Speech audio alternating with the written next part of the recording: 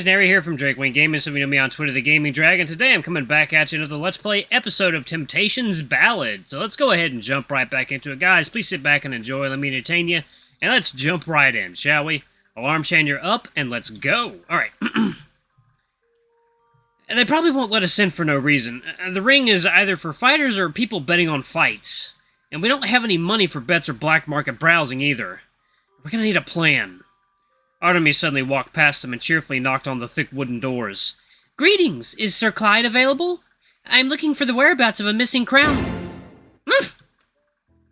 Sid and Cole frantically dragged her off to the side and around a corner. "Are you insane? You can't just go announcing yourself like that. I don't understand. Are we not approaching your friend Clyde in search of the crown?" Cole groaned and rubbed his temples impatiently. "Yeah, but not like this. Some subterfuge is in order." "You mean lying? That's most dishonorable, Sir Cole." "Okay, listen here, little knight. I may be real friendly with Clyde, but he's still a businessman in Rotten Red's alley. It's every man for himself out here. He's not just gonna hand over a jeweled crown worth thousands of gold just because we asked nicely. That's not how the world works." There was suddenly a clunk at the door as the wooden slot slid open. A pair of sharp, predatory eyes peered around the alley suspiciously. "Hello? I swore I heard someone." Cole groaned and buried his face in his hands. It was now or never. Thinking quickly, he grabbed his two companions and dragged them into view of the door. "Hey, buddy, how's it going?" The eyes in the door slot blinked in surprise before snapping closed. The door suddenly swung open to reveal a tall, grinning tiger. Oh my. Oh yeah, he's definitely been banging Cole. Well, if it isn't my little coleslaw. How you doing, buddy? Cole yelped as the large feline grabbed him in a headlock and roughly tousled his hair. "Hey, let me go! You're messing up my hair!" "Ah, you know you love it. Your hair is always a mess anyway." "It's handsomely disheveled. It's the secret to my charm." Eeh! Clyde let the small hyena go and gave his ass a firm smack as he retreated. "As if your daddy ain't here this time, little coleslaw. As much as I love hanging out with you, I've got a business to run. If you're not here to fight or check out my wares, I'm afraid I can't let you in, buddy." Of course I'm here for business, Clyde. Let me introduce you to my new adventuring party. This is Sid and Artemis, my new lackeys." "Greetings, Sir Clyde. It's a pleasure to meet you." Clyde looked taken aback as Artemis bowed deeply. "Now I know something ain't right. What's a polite lass like you doing with someone like my little coleslaw?" "Please stop calling me that." "Gah!" Clyde suddenly twirled Cole around and gave his other butt cheek another firm smack. "Oh, what's the matter, buddy? Am I embarrassing you in front of your new friends?" "Nah, I'm more afraid that you're gonna scare them off. I'm always happy to hang out with you, but like I said before, today's a business day." Sid's face flushed pink as he stared at the two glowing handprints on Cole's barely concealed ass. Wow. You're really friendly with the boss."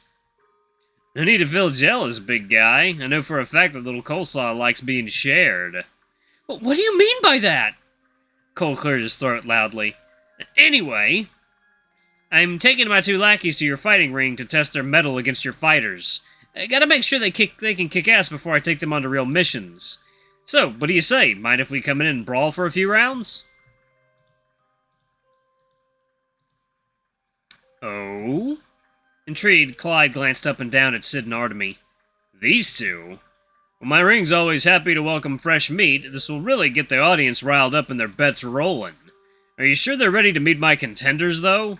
We don't pull our punches around here." Sid glanced between his two companions while shuffling nervously.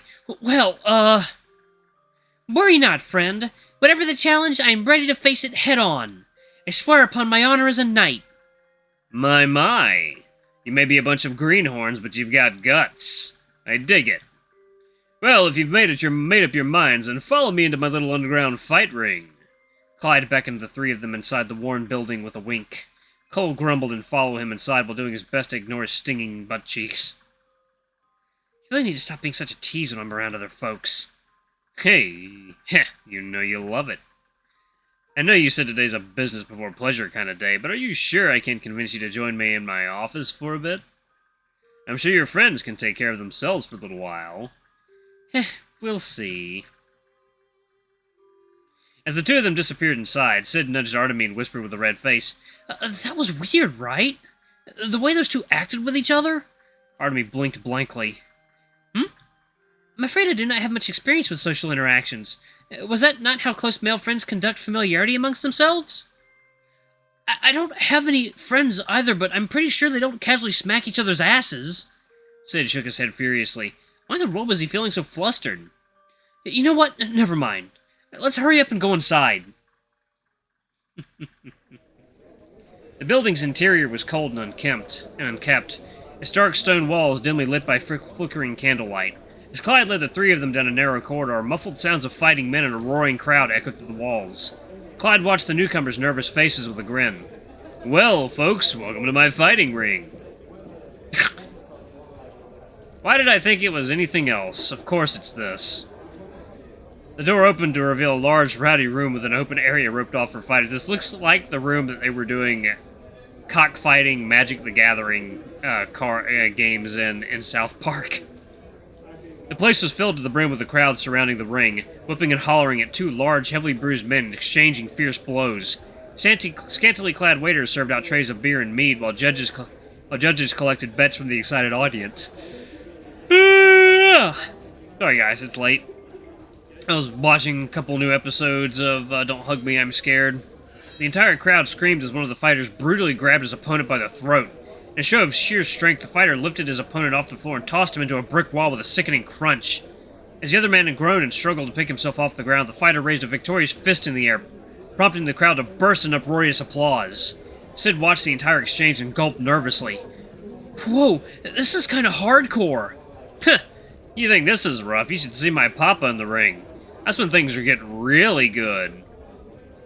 It doesn't appear these fighters adhere to proper sparring etiquette.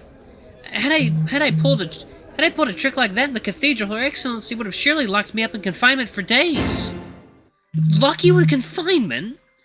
What kind of weird church training did they put you through? Huh?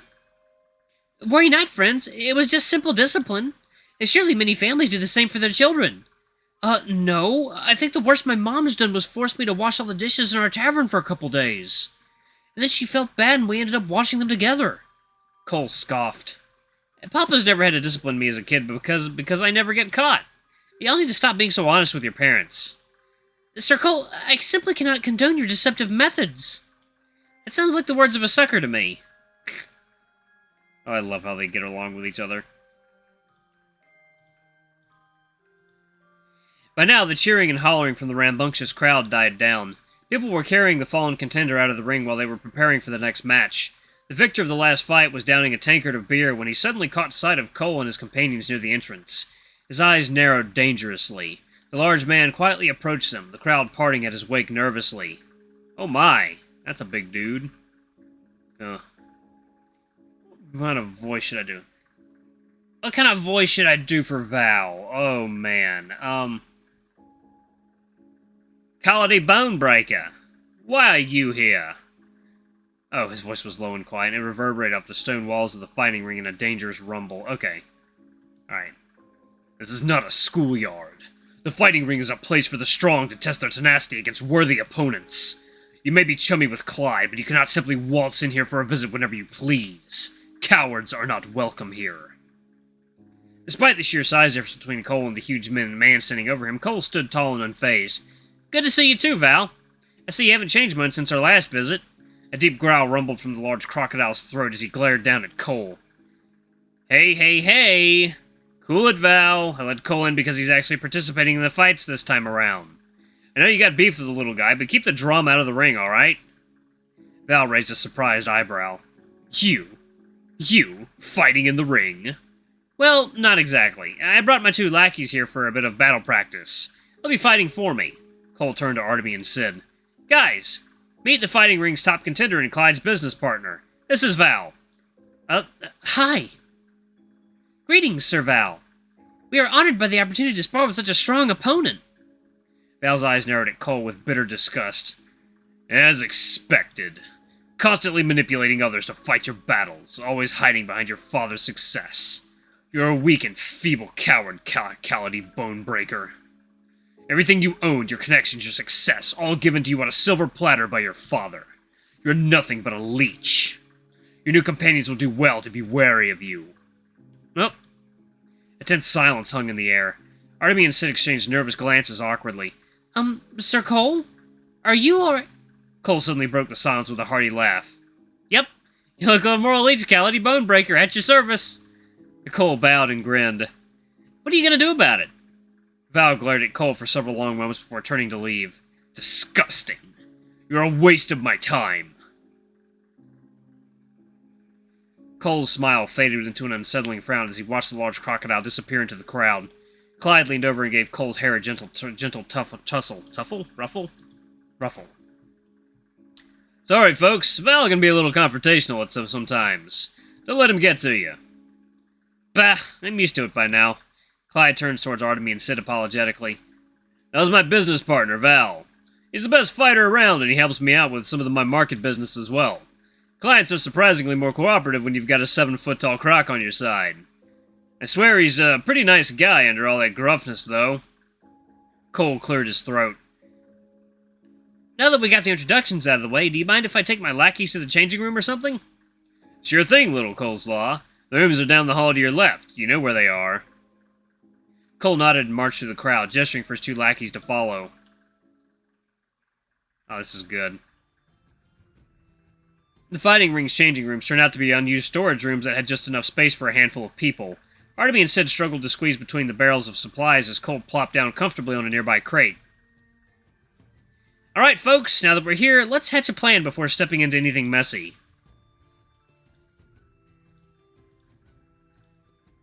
Our goal is to search for this missing crown, but it looks like we'll have to participate in the fighting ring if we want to stay here. Cole turned to Sid with a grin. Well, buddy, you said you wanted an exciting day, and now you're gonna get it. It'll be your job to fight in the ring for us. What? Me? I mean, I'll definitely give it a shot. I must object. The crown is missing due to my own mistakes. It is only right that I fight instead. Listen, Knighty, the fights here are hand-to-hand combat with no weapons or armor allowed.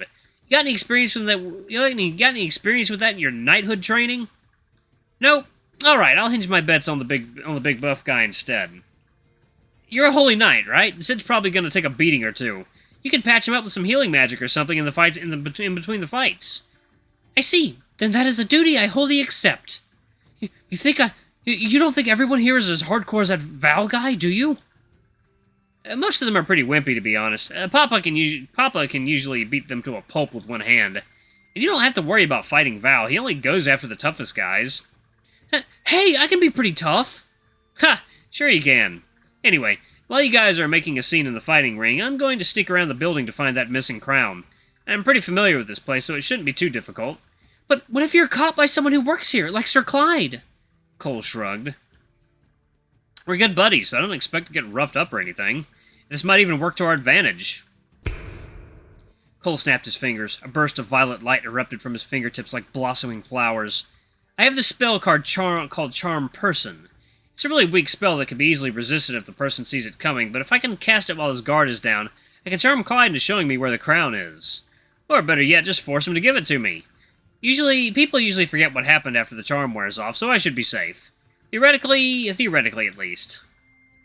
If that doesn't work, I'll just run around the corner and cast disguise self on myself to look like one of his workers. That should make escaping easier. Wow, boss, you sure know a lot about illusion-y spells. This is so cool. I've never worked with a talented magic user like you before. We're gonna make a great team. Huh? Cole blushed and tried to hide his bashful smile. Thanks. I usually don't get to talk about this because all my spells are used for tricking people. This is kinda nice. Cole turned towards Artemy, his expression suddenly serious. By the way, don't tell anyone I'm a magic user, okay? My papa's a real old-fashioned magic hater, so... Artemy nodded solemnly. Worry not, Sir Cole. You have my silence. But would it not be better to come clean to your father? Surely an honest relationship will allow you to perform your future mercenary duties more easily. Yeah, you even said earlier that he wouldn't even be that mad. A little disappointment early on is better than a lifetime of bottling up a lie, right? Cole sighed and his shoulders slumped heavily. You don't understand. I don't want to disappoint Papa. But that's not entirely why I keep my mouth shut. He leaned backwards and stared at the ceiling warily. Val was right earlier, you know. Sir Cole! Do not let that rude man's words get to you. It's true, though. The mercenary company that I'll inherit is my father's, just like everything else I own in my life. But this? Cole snapped his fingers, a few sparks of magic flashing between them. This is mine. I may be a little weak and spineless, but I want to hold on to this just a little longer. Oh, poor Cole. The crowd was just as loud and rambunctious when Cole accompanied the two of them towards the ring. Sid chewed on his thumb nervously as all eyes trained on him like predators to a fresh piece of meat. Sure, he was a pretty big and tough guy, but was he ready for something like this? Hey Cole, is your guy ready for his first match? Sid jumped when he felt Cole place a comforting hand on his shoulder. He's got a little stage fright, but Sid's gonna be crushing everyone once things get heated. Just watch. The crowd murmured doubtfully at Cole's bold proclamation. Some of the other fighters looked downright offended. I'm looking forward to seeing that. You've got a few moments to get ready before your first match starts. May the best fighter win. Sid glanced towards the ring. It looked like his opponent was a large bear whose chest was littered with bruises and scars. He wasn't as big or thickly muscled as Val, but that didn't make him any less intimidating. The bear caught Sid staring and shot him a vicious grin. Fresh meat, huh? I look forward to breaking you into the ring, kid. Sid shuddered and ducked behind his two companions. Boss, are you sure that I'm up for this? I mean, you did say I was a greenhorn and not ready for a big stuff earlier today, and... You're not chickening out on us, are you? Well, chickening out is a strong term. I prefer being strategically cautious. Cole suddenly leaned dangerously close to him. A thumb gently slid under his chin, coaxing Sid to look directly into Cole's eyes as he winked. Come on, man, you're the lackey of Callity Bonebreaker. You've got what it takes to crush everyone here if you wanted to. Now get out there and show them what you're made of. I don't know, boss, maybe... Oh, you asshole, you charmed him. Sid's brain fully shut down for a moment as Callity leaned in and planted a firm kiss on his cheek. He stood, frozen, his mouth agape and face slowly flushing a horrific shade of pink. What was that? A spark of magic suddenly snapped him out of his stupor. Sid felt a warmth slowly spread from where Cole smooched him. It was like a hot bath enveloped his body in a comfortable hug. His senses sharpened and his muscles twitched with strength he didn't know he had. I'll pause it right there, guys. Looks like Sid is going to get into the ring in a big match next episode. Thank you all for watching. Don't forget to like, comment, subscribe, ring that notification bell. Leave a super thanks or a tip if you can. It always helps. Until the next video, I love you all. I'll see you next time. Bye-bye!